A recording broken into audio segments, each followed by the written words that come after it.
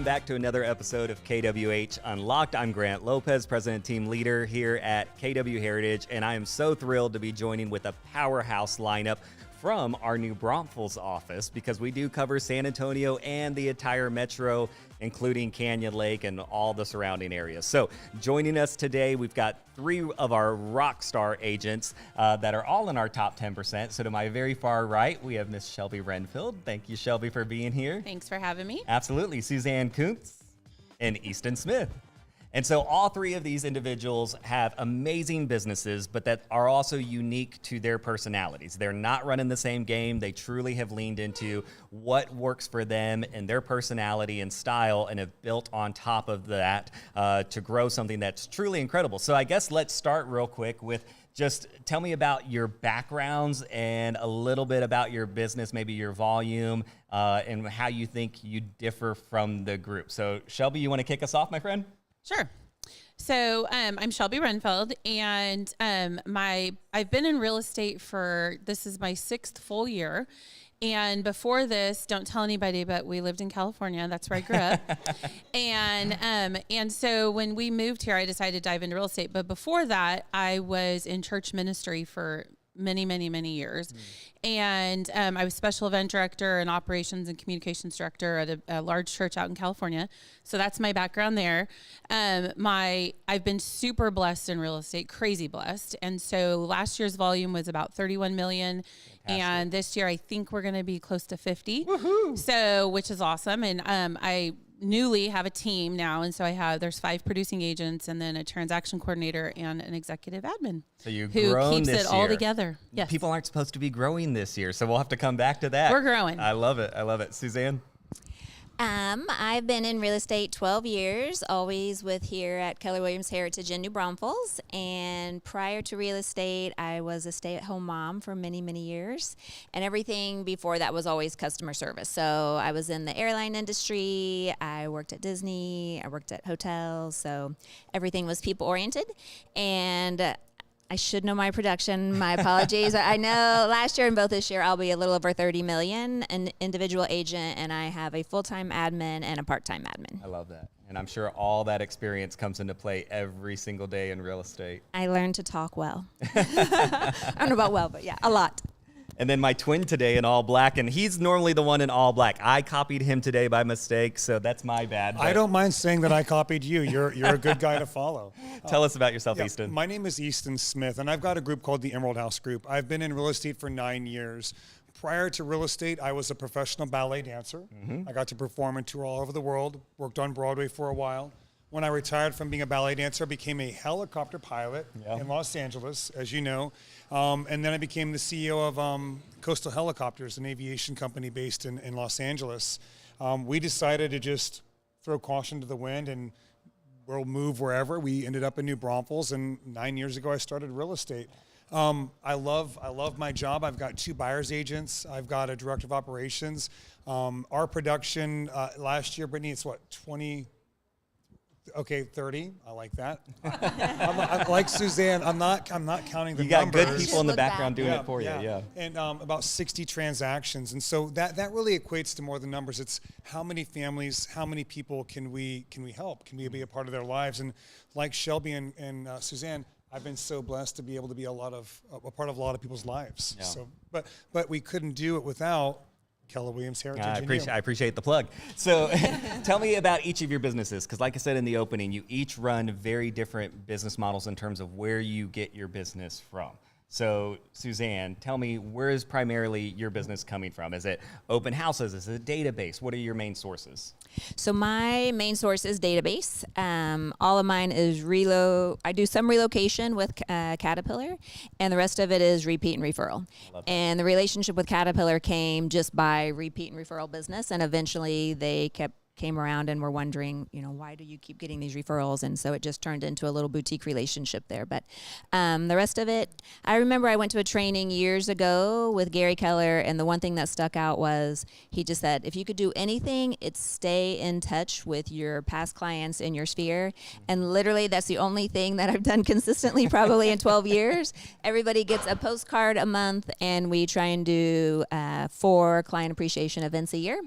And truly, it's just one transaction turned into two, and you just stay in touch, and then they refer, and it's amazing how many people have moved multiple times within the 12 years, and I've been fortunate. I just keep getting calls, and I, thank goodness every day. 12 years, you got to be at that phase now where you're starting to get the clients and then the next generation of the clients. Either mom and dad are moving or the kids are now old enough to start moving. Because I know I've started experiencing that the last few years. It's kind of a trip at first. You're like, oh, wow, I've been doing it long enough to get the next generation. Well, it's kind of funny. So I'm fortunate to do a lot of luxury, but I'm also 52 years old, so it's part of it comes with age. But then now I'm getting the kids. So my daughter's 24, and they're starting. Her group is doing. So you're like, well, what's your price range? Well, I'll do anything from $200,000. When kids are buying their first house to $2 million. So I have a range in there. Yeah. So you're a testament then to following up, building a database, and then loving on that database. It still works even today, 12 years later.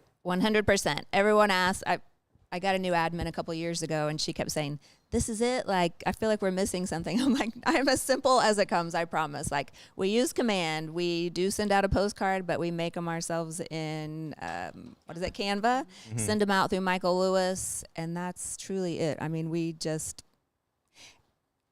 I moved around a lot when I was a kid, and so, like I said, in all my customer service jobs, I learned to talk a lot, and I really go out and meet friends, and I just try and stay in touch, and it's when you come really back to help form me. relationships. When we were at dinner the other night at McAdoo's in New Braunfels, awesome spot, you had a past client who's now become a really good friend, and at one point, you were talking to, I think, one of her friends, and her and I and Easton were talking, and she said, oh, yeah, we had just all got back from Italy together. But y'all didn't start out as friends. It was clients, and now you're traveling the world with them. So you really do go deep with your clients. That is true. That was a unique one. But there were 4 ladies, and the 3 of them were all past clients. So it was fun. Yeah. Her tagline is, what is it? Your friend in real estate. And it's all Suzanne, every single one of them.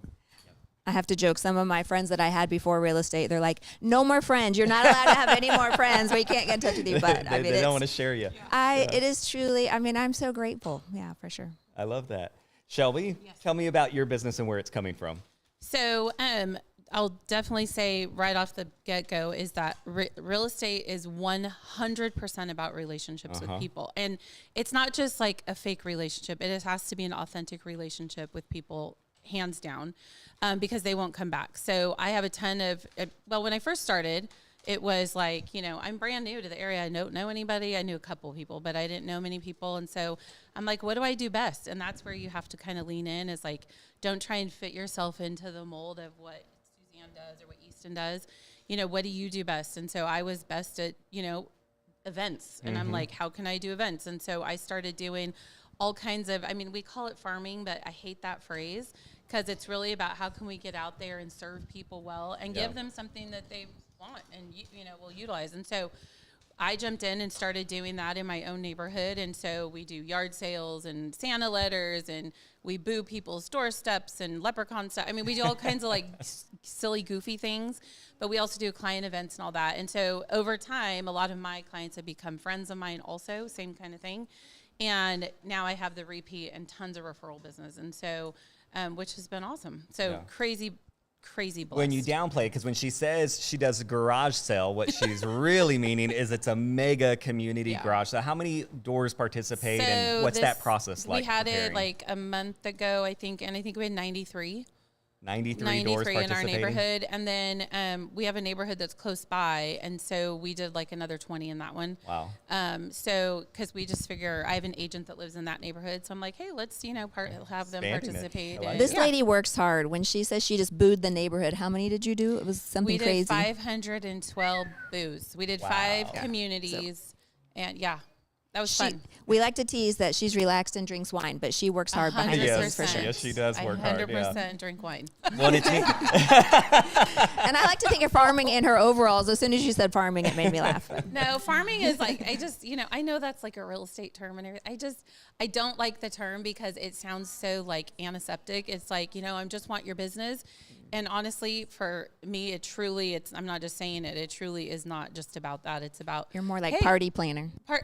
Like, let's plan a party to sell your house. That's what that's kind of what it's like. And when I'm sure so much of your church ministry work and experience plays into how you go about planning your events and getting out there. Actually, John, you may see this, but I was texting with one of my old bosses the other day. He's one of the pastors out at our church.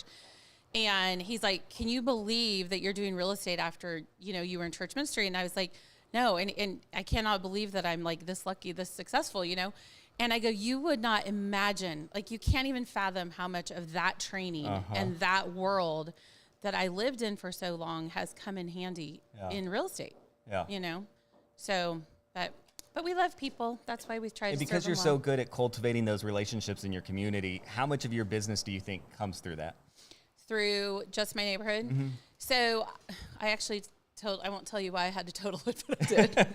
But I think in my neighborhood alone, in little over 5 years, I think I've done about 55 million. My goodness. Yeah. Isn't that incredible? Yeah, it's crazy. And here you are, a transplant. You were not born and raised in the San Antonio, New Braunfels area. You're not even from Texas. You came from California and built that network. Don't tell anybody about California. So then That's what do you funny. Hopefully they forgot. That's funny to think about, though, because none of us are from Texas. That's Oh, right. From our None of area, you yeah. are. Yeah. So then that's a good question, and we'll come back to it then real quick, but be thinking about it because we run into that where people go, well, I'm not from here. I don't have that network. So we'll talk about that You in just have to a be moment. annoying like us. There you like, go. And just like, we just like keep on. And people are finally like, dang, okay, sell my house.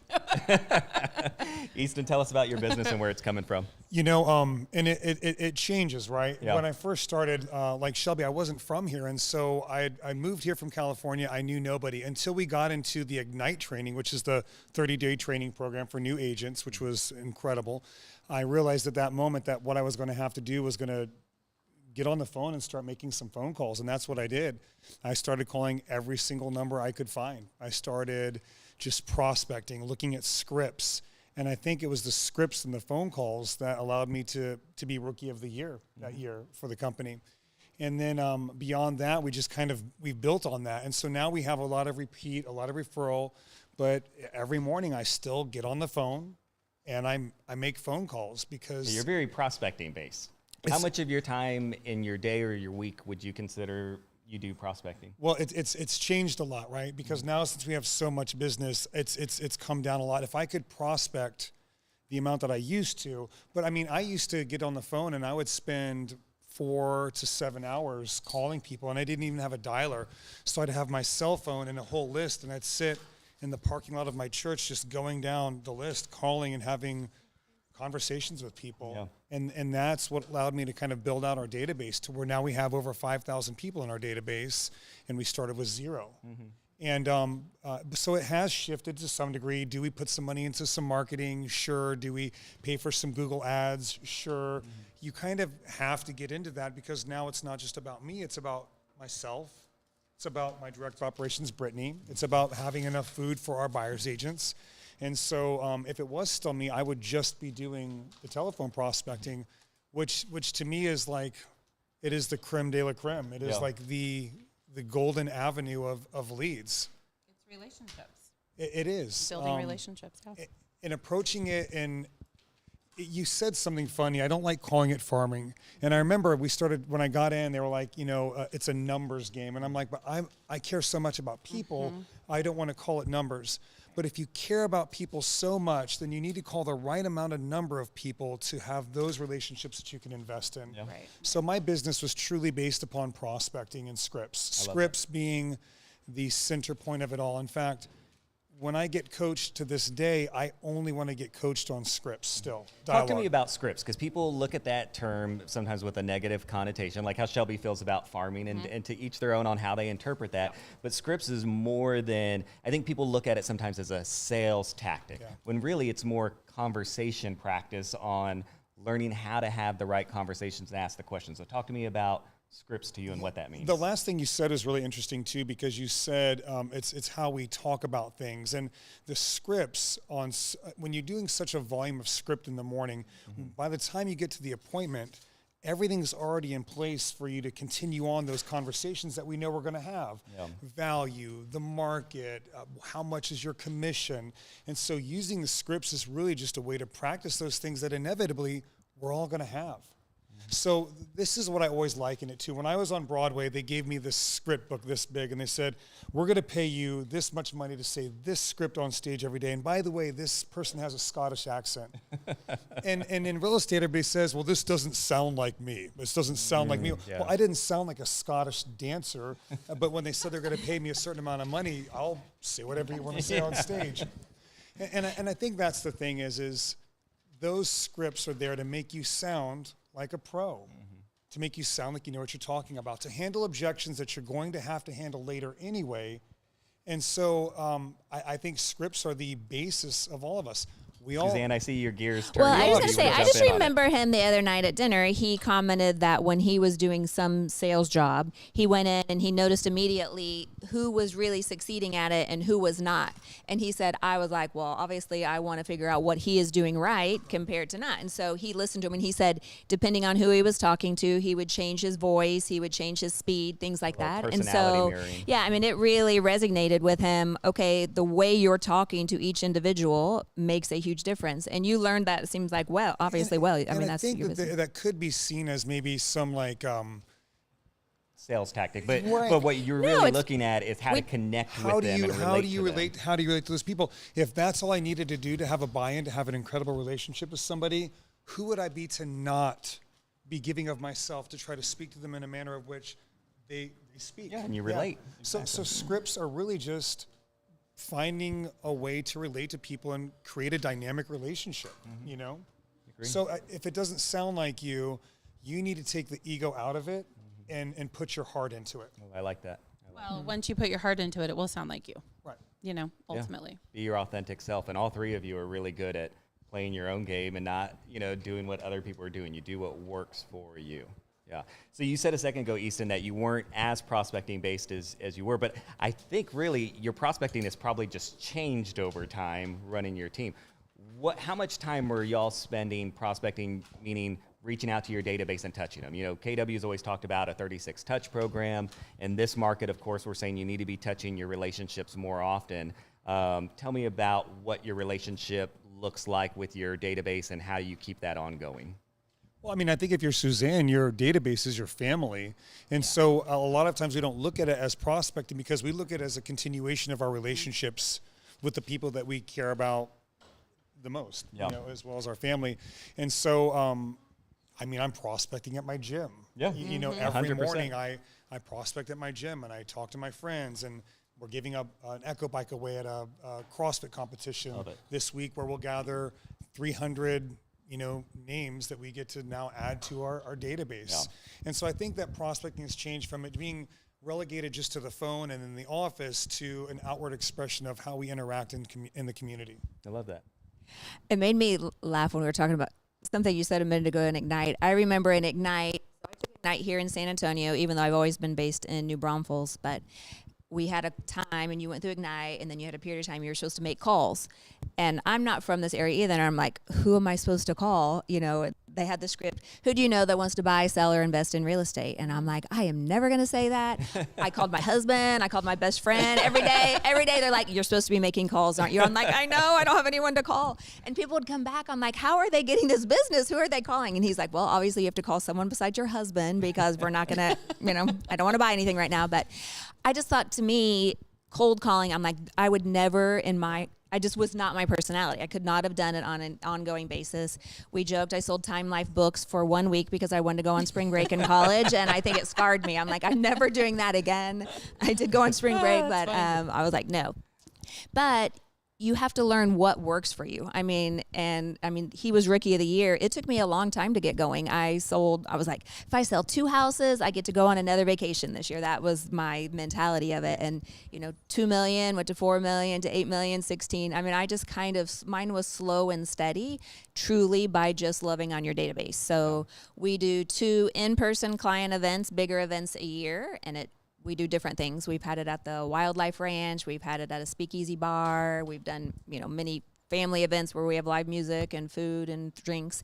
And then we do some sort of pie or treat giveaway. We've done nothing but cakes, pies for one of the holidays. And then we usually do either one or two kind of mailing things where they can go in on their own and get ice cream free on the Suzanne Kuntz team for a week, or you can go in and go get iced tea, or, you know, we've done things like that, or, you know, giveaways. So to run those types of events, obviously you guys have to be investing back into your business.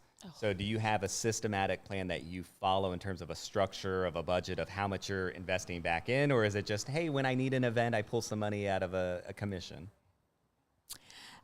Boy, Grant, you really think we're that organized? Yeah, well, I was going to say, there's no pulling money out of a commission. My husband is my bookkeeper, and I get the call every single Monday. It's a joke in our office. He goes through every transaction and itemizing it. I mean, there's no taking money out of something that, we've been an LLC with a business account. I get the same paycheck if I make, 0 sales that month, or if I make 10, it makes no difference.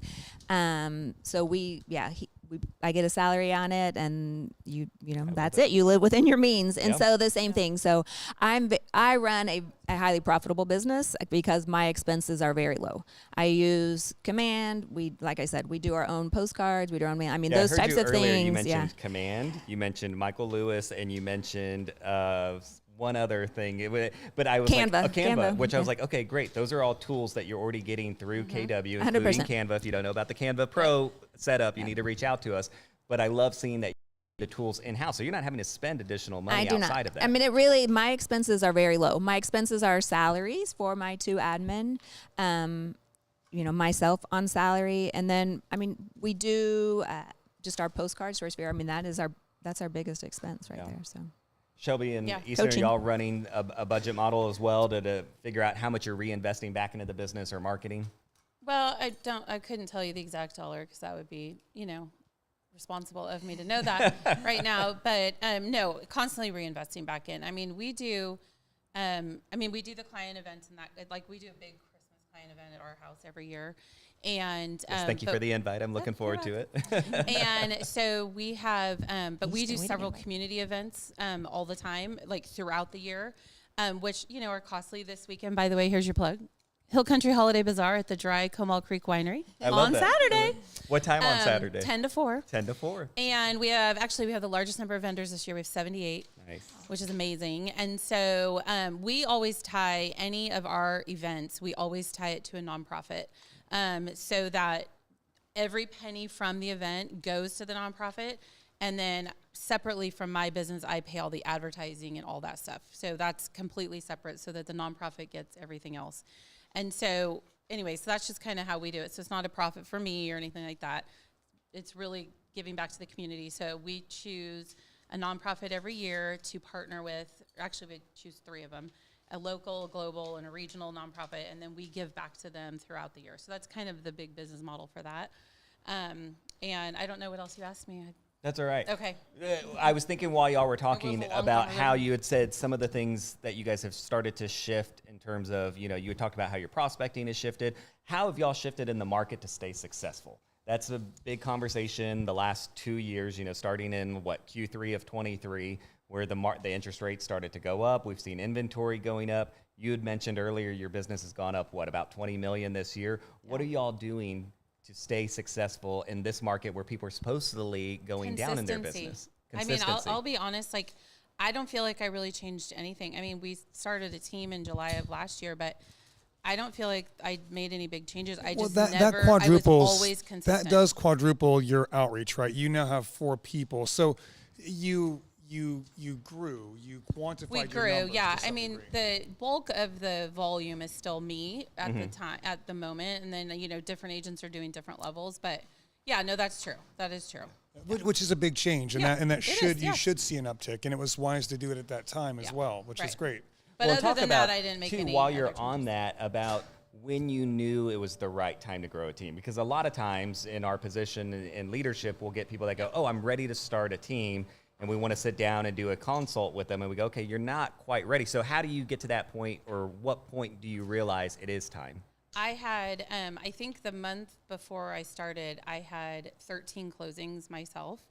and I was by myself, and it was a lot. And Yeah. I was like, oh my gosh. And then somebody said to me, if you ever start a team, I'm going to join it. And I was like, and I had thought about it, and I was like, I don't know. So I did. And then I never do anything halfway. I mean, what you're supposed to do is hire one person, and then you hire another person. There's a model. There is a model. There is a model that we Shelby teach. never follows the models. Don't ever ask me about the models, because I won't. So I'm like, let's hire Edit that part out. No, I'm 4 just kidding. people at the same time. So anyway, but it's worked out great. And but yeah, I mean, it was just, I had so much business, and which I love, and I can't imagine like being bored. I mean, because I would, pull my hair out. So I do love that, but at the same time, I'm like, hey, I can have some people come on and they can handle buyers, and they can, But you had gotten to a point where you were truly, like you said, 13 closings in 1 month is huge. It was huge. So yeah, that's definitely a business where you start to go, okay, now I've got to leverage to Right. get more time back and to spread it. So yeah, I love that. It wasn't, oh, I'm closing 1 deal a month, I'm ready to start a team, Oh, or 2 goodness, deals a no. month. You No, really that would not waited be- until that would- you had a big business. That would be not following the model. Suzanne, were you going to add something in there? Well, I always joke. I've had the same thing kind of happens. I think as you get into production and more people will say, oh, if you're ever looking for somebody, I'd love to join your team. I love the way you run things. I joke that I can barely run myself, and I certainly don't want to be responsible for anybody else. So I knew running a team was not for me. Yeah. I used to joke that I would be the best buyer's agent. I love buyers. I know I would not make nearly the income that I do if I did that. And I've learned to love listings as well. But I mean, I just knew a big thing was not for me. So working with admin works great for me. And I do travel a ton. And so I just have relationships with other agents that I trust. And so when I'm gone, I'll just say, hey, take it, it's yours, give me a referral. Or, it just, as long as I know that they will care for that client as well as I do, or I'll use the showing agent as, what is it, the model or whatever, just pay a certain for amount of doors or a percentage of the transaction or whatever. Love So that. Have you I've changed used it a anything ton. in your business for this year? I have not, and I'm going to be up this year as well. But See, it's I the think consistency. It is, and I think it goes back to when it's repeat and referral. Those people just, it's just a matter. At the beginning, you don't know your numbers as well. When people would say, "How many transactions are you going to do?" I'd be like, "Well, I don't know. How many people are going to call me?" It was kind of you're more reactionary. But now, just by the amount of people that you just hope, and the conversation of interest rate has not been one that I've had or even let enter my brain. Isn't that interesting? I mean, it's never a conversation. We've talked about it at ALC. It never comes up in mine. If somebody asks me about, to me, it's, okay, well, what can you afford with this? It doesn't matter what the interest rate is. If it's 50% or 2%, it's like, Right. okay, well, so what can you afford? Then that's what we're going to look at. Or, hey, this is the market on listing. It may increase your days on market. But, again, it's not been a factor in my world. I love that. So we were talking earlier about that all 3 of you are not from Texas originally.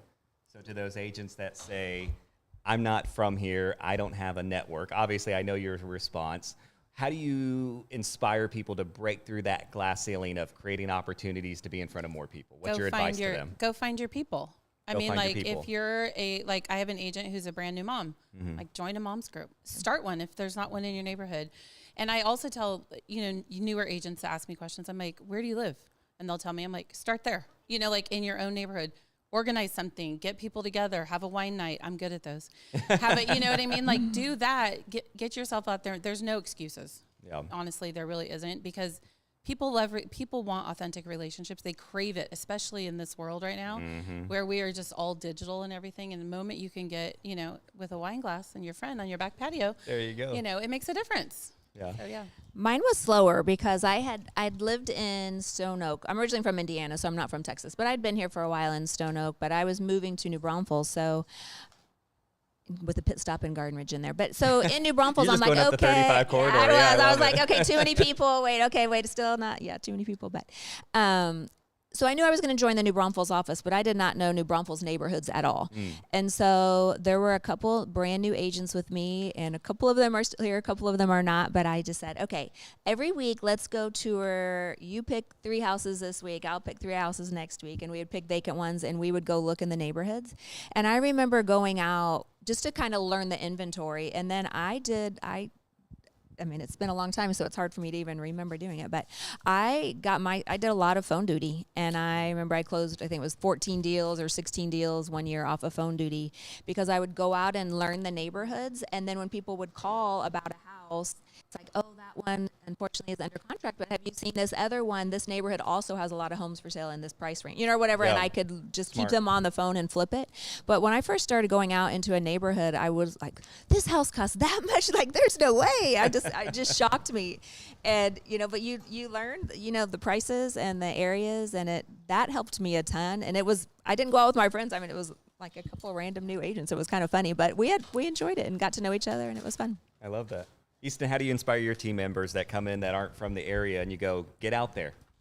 You're either going to do this or you're not going to do this. And I think it's as simple as that. You can either choose your schedule, you can choose your salary, you can choose your way of doing business, or you can go someplace else and be told when to come there, how much you're going to make, and what your activities are going to be. And so if you want that freedom of being able to define your dream life, then you have to take the steps to do that, and getting out and viewing these properties and making yourself familiar. It's like anything else. Is the way that we conduct ourselves in business is the way that we're going to conduct ourselves in life. You're either going to go out there and make a decision to become the one successful, who does this, or you can go to the sidelines until you learn that lesson, and eventually you're going to do it anyway. I've always said, if I'm going to do something in the future, I might as well start doing it now. Oh, I like it. And I think that's the way you have to do real estate, is get in here and start going. Now, when I started, I had young kids, and so it wasn't a big deal if I was there all the time. My wife is incredible. She was taking care of everything at home, so it allowed me to go and work for 12 hours a day, or work until 2 o'clock in the morning on inputting listings. Now that my children are older, it was really important to build out that team and have Brittany, who is equally as part of the team as I am, to be able to do those things. So that way I could still go and continue to build, but not with the amount of hours that it takes to do so.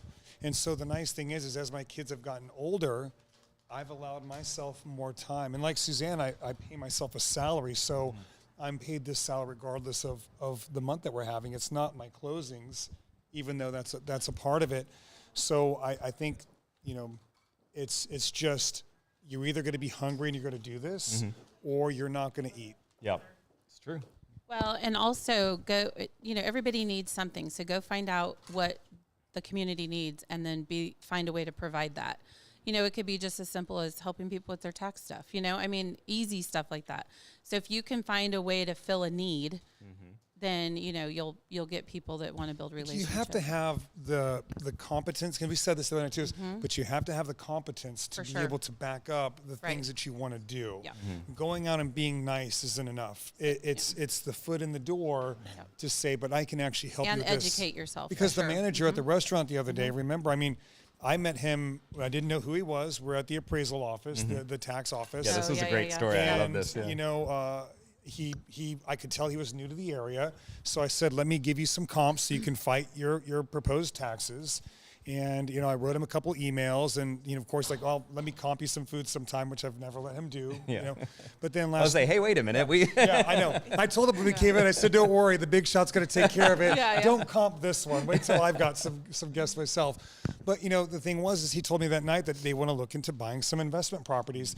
And that was never a relationship that I was trying to make in that way. I was just simply trying to help somebody out, help my neighbor, but I had the ability to do so. And once you practice it enough like that, it just becomes natural. Yeah. And you enjoy it, and people come back and they're like, hey, that guy really helped me. Yeah. I'm going to call him and see if he can help me do the next thing, Yeah. I love how many KW people bring up that they wake up every day and say, Lord, who can I serve today? 100%. And they're looking on how to serve people. It's not necessarily about closing the deal. It's after the cup of coffee, though. What's that? After a cup of coffee? After that first cup of coffee. It's when I'm laying in bed Suzanne. and I first wake up. I hit snooze, and I know for that next 10 minutes, I'm going to sit there and think, whose life can I touch today? Can you please make sure that when that person comes into my life, that you'll make me aware that this is the moment I'm supposed to spend, and not because I'm going to pour into them and I'm going to add to them, because together we're going to have a moment that personifies the love of God, right? The brotherhood of mankind. At this time, more than ever, us showing love to one another and spending that time. I watched a movie recently, and it was that Mr. Rogers movie, A Beautiful Day in the Neighborhood with Tom Hanks. Yeah. And something that he said to a reporter in that movie, and I think you should all watch this, was really beautiful.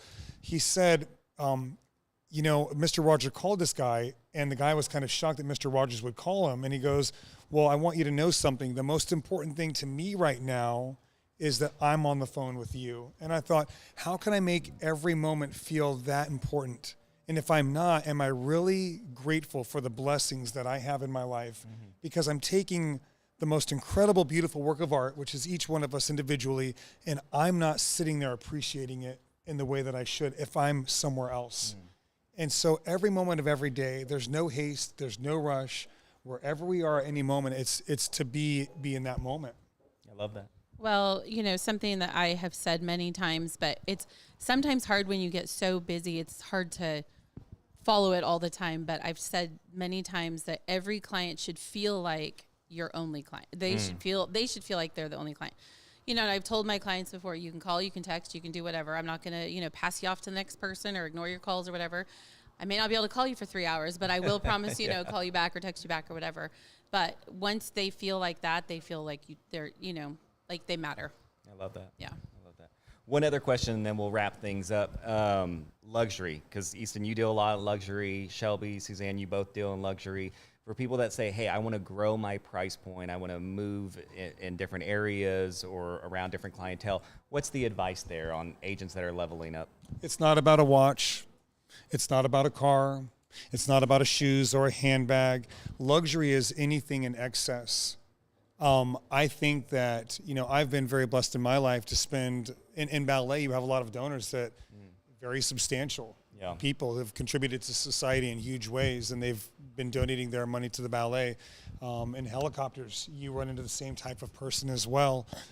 Luxury is just taking that excess need and being able to have the understanding and wherewithal to help guide them to providing it to them. It's not a what I want and what I have as much as it is I understand what you want on a higher level, and how do I provide that? And it's getting familiar with the finishes. It's getting familiar with their products, you know? And I think that in my mind, luxury is really that kind of, that need of whatever it is for them in excess. How many cars, right? What kind of a secondary kitchen do you need to support? You know, is it large enough that you need house staff? Is there enough space for a house staff? I think it's understanding the needs of those higher net worth individuals so you can understand what to be looking for. It's not just anything over a certain price point. Well, I like that outlook. Yeah, I mean, but in terms of like treatment of clients, I mean, I don't care if you're buying a $200,000 house. I'm going to be just as kind and respectful and even more so, even more so with that, right? Exactly. Yeah. To that person as a $2 million, you know, whatever. But and then the other thing that is, you know, a lot of times we will get homes that are luxury price point, but not necessarily luxury home. There you go. In terms of finishes and that kind of, you know, all the extras and stuff. And so knowing that difference is huge. And then, yeah, I mean, if you're working with a luxury client who has to have certain, you know, finishes and, you know, bells and whistles and all of that, then yeah, you definitely need to educate yourself on what those things are. Yeah. When you have my business and it's relationship based, it just grows organically, right? Like I said, I'm older, and so you know, when I'm selling a house to a 200, you know, my daughter's friends who are 24, we're not talking luxury. But am I fortunate that, you know, folks that I now surround myself with are purchasing luxury? So it just grows organically. I think it'd be difficult for someone who has never been around luxury just to place themselves in a neighborhood of luxury and be like, nope, I just want to up my price point. Yeah. I don't think it really works that way. I think you have to have a knowledge of it. And I have to tell my favorite joke about Easton. Yeah, please. Let's hear this story. One of my favorite personal jokes is I drive a Honda minivan, and Easton found that very odd that I do luxury, and I picked him up in a Honda minivan. You'll even find her with a lawnmower in the back sometimes. He was dead serious. Yeah, I know. Occasionally I have a lawnmower. He was dead serious, and he was like, I mean, you do luxury. Do you really pick them up in the Honda van? Like, you feel comfortable with that? And I was like, yes, Easton. You have to realize, I've been putting on performances my whole life on stage or in the helicopter. Everything has to look and appear to be a certain way. And I thought what was amazing was you were able to span the gap without having all of the things that I would need to put on a performance. And she has a snack basket in there too. Ooh, I like it. It's relationship. I'm telling you. You feel her belly, give them a hug, you're in. You're in. Well, if you explain the Honda minivan, if you explain it in the terms of what it is, it actually sounds like a luxury vehicle until you say, oh, and by the way, it's a minivan. Luxury seats, TV monitors, air conditioning, refrigerator. Can you push the button and the doors open? Yes. I mean, that's It's luxury right like, there. It's almost like a limo Yeah. for the almost children, like Well, and families, really, dogs, older people. I joked you know? about the lawnmower, but one time we saw each other. There was a lawnmower in the back, and I said, "Why?" And she was like, "Oh, I was cutting somebody's grass." And I went, "You cut your client's She grass?" 100% does that. I She know. has climbed in. I've called her before. I'm like, what are you doing? She's like, I'm in the attic at my listing. What are you even doing in there? Are you in a dress and heels? I'm one of those that sometimes it's just easier to do it yourself because you know it's done in a second than trying to call around. So yes, it drives my husband crazy.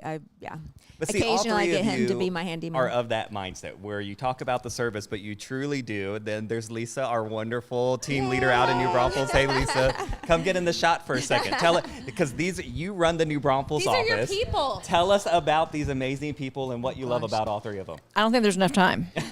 So these are awesome, not only agents and associates, but people. And I just couldn't be more proud of them. And since they're all out of New Braunfels, tell us about the New Braunfels locations and what's happening out there and what the culture and vibe is like there. Because I think people think of Heritage as just in San Antonio, not realizing we have multiple offices. No, we've got multiple offices, 2 in New Braunfels, Lake McQueenie, Canyon Lakes, which is part of the Hill Country now, and they're everywhere, and it's booming out there, and they can tell you that themselves because they're experiencing it. But it's not just in San Antonio. Heritage covers all, up to past New Braunfels. So and Spring Ranch and everything. But so. And we love having Lisa out there with Yes, us we now. do. Oh my gosh, thank you. Every time Lisa tries to She's step away from never- something else, we rope her back in. She's never allowed to retire ever. Oh my gosh. Well, thank y'all. Well, anyway, great seeing y'all. I'm going to give this back to you. Yeah, thanks for popping on the mic real quick. But Grant, I think that's the thing is there's a consistency in the Heritage brand, and that extends from here to New Braunfels to everywhere. If I needed help on a weekend, I can call you. I can call Lisa, and I think that's what's so incredible about Heritage is it may look a little bit different, but it has the same level of servants and competency. So we're grateful. One thing to love on New for you guys. Braunfels for just a bit, and we were talking about it last night in an ALC, that we truly, I feel like I love all of them. And our personalities are different. I go down our ALC, we're completely different, and I could walk into anybody's office. I feel like I can't think of anyone that I wouldn't feel comfortable with. I have wine and in feel mine. 100% comfortable asking a question, asking someone to fill in for me, asking for help. And when I first got into real estate, somebody said, Suzanne, I don't think you're going to like it. You're not a competitive person. They might eat you alive. And I'm like, really? Wow. I've never felt that way. Yeah. And I also learned when I got into real estate that so many people have a real estate license that I had no idea. And I'm like, how do you ever sell a house? But if anybody new is watching, don't let it get into your mindset because, I don't think I've ever gone up against a listing against Easton or Shelby. I go down the thing. You have your core group of people, and you occasionally you may have a couple that cross, but it's very rare. The people that love and trust you are going to use you, even if they know 10 other agents. And the same for them. If you don't get a piece of business and someone else does, they just weren't your people. That's right. I already know where this is going. We talked about this the other night, right? Can I tell that story? Cautiously, I'll yes. abbreviate it. So Grant and I years ago went up against. Well, I didn't even know I was going against him, and so I went. I spent like 4 hours with these people, and then I'm at a breakfast weeks later, and someone leans over to me and goes, "Hey, look at this house that just listed." I'm all, "Are you for real right now?" So I look at who listed. It was Grant. So then fast forward. I hear about some interesting things, and I look to Grant and I go, God protected me from that. So sometimes when you don't get the piece of the business, he it's sometimes didn't a give it to me, blessing. he gave it to you. I wouldn't want to go up against you. I wouldn't go up against Grant. Look at this. I'm glad I did. I'm glad I didn't know I was going up against Shelby because I would have gotten in my head that was a long about time it. ago, but yeah, God likes me better. Don't say say that. Don't say that. No, but you're exactly right, Suzanne. I mean, it's a culture and it's a family, and that's what I instantly fell in love with Heritage when I first came to the company as an agent, was just the embracing of open arms and people saying, let us plug you in, let us be a resource, let's get you into culture and models and all of that. So I love that you guys are all examples of it, and you truly follow the perspectives and the, what we expect out of agents, which is being learning based, having a servant's heart. I mean, I've spent so much time with y'all at conferences, and here you are at your production levels, and yet y'all still take time to go to Family Reunion, which is our annual conference, and Mega Camp, our mid-year conference. You go to regionals, and y'all are not just walking or talking the talk, but you walk the walk behind the scenes, and I think that's what's really special about you all. I think that goes back to being relational, because while I love going to them, and you always bring back, pieces of information that either refresh it or that's new, trending new or whatever, but you also, when you're there spending days with each other, when they're focused just on the conference and enjoying themselves too, you get to know them as a person more, and just going to dinners, going things like that. It's really, it makes the culture in the office so much better. It's really unique to Keller Williams and Keller Williams Heritage. When I interviewed to be at a brokerage, prior to that, I had been vetting a lot of companies, for large investments. It became a part of my job to look at people who needed millions of dollars to continue their business ventures. So we look at decks and models and go through all these presentations. And so when I came out here and I interviewed every company as if they were seeking a large investment from me, which they were my time, Keller Williams Heritage was the only company that had a business model that I feel was timeless and could work in any market. And you guys have proved to be that for all of us.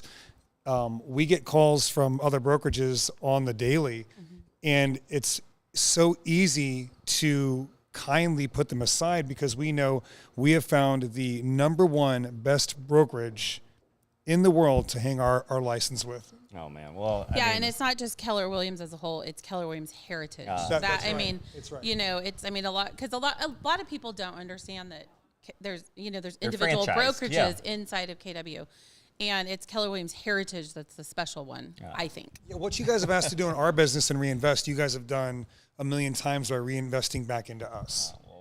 We appreciate the opportunity to support you guys in the background. Of course, leadership starts at the top, so it's with Craig and Keanne and everything they've done for all of us in leadership that makes it easy to pour back into you guys. And so I thank y'all for sharing that and putting that message out there, but then also giving us your time today, because I know y'all are busy. You have growing businesses, which I love to hear. And, a couple takeaways from there is it's all about relationships. So if you're not going deep with your clients, you're selling yourself short, and you need to. I love that you all are very relationship based and still generate more business out of going deep into those relationships through client events. Suzanne, you said you're running a very successful business using the tools already in-house, so you're not having to go back out and buy third-party stuff that would just be a duplicate. And so I love that you guys are tapping into it, you're staying educated, you're in the culture, and obviously the proof is in the pudding, because here we are in what's supposed to be a down market, and all of you are growing and staying successful. I love that. That's what Heritage is all about, whether it's the New Braunfels office, Canyon Lake, San Antonio. And so if you're in that space right now where your year is ending and you're not growing, let's sit down and have a conversation. We love sharing the culture, but also we like getting this message out, because we're in that season right now where things are more difficult, but the right models and systems can continue to help you be successful and continue to grow. And we're in the fourth quarter right now, which means it's Happy New Year's, because everything that you're doing in this quarter is going to be the results you're having in the first quarter of 2026. And so if you're in that phase right now of evaluating if you hit your goals and what the goals are going to be for next year, reach out to us. We'd love that opportunity to show you our multiple offices, to introduce you to our staff and our agents and our culture, and get you plugged in and growing in 2026. We look forward to seeing you guys again next month, where we're going to have another panel of amazing rock stars that are living out our culture and finding the success. And until then, we wish you all the best. Have a great Halloween, a great Thanksgiving, and we'll see you next time. Guys, thank you so much. Appreciate y'all.